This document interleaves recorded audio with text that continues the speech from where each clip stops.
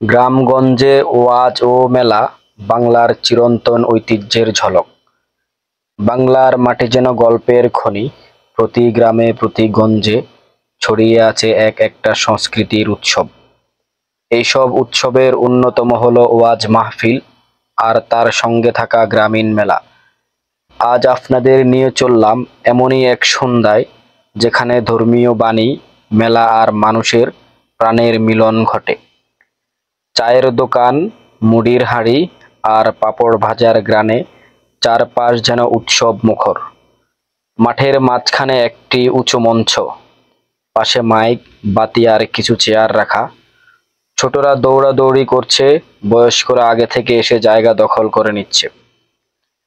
গ্রাম বাংলার এই ওয়াজ ও মেলা কেবল এক ধর্মীয় অনুষ্ঠান নয়, এটি একটি সামাজিক মিলন মেলা, ধর্ম, সংস্কৃতি ও বিনোদনের এক অপূর্ব মেলবন্ধন।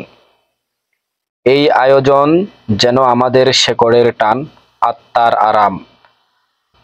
আগামীবার যদি এমন কোনো ওয়াজ মেলা আপনার পাশে হয়, ভুলেও মিস করবেন না, কারণ এমন রাত বারবার আসে না।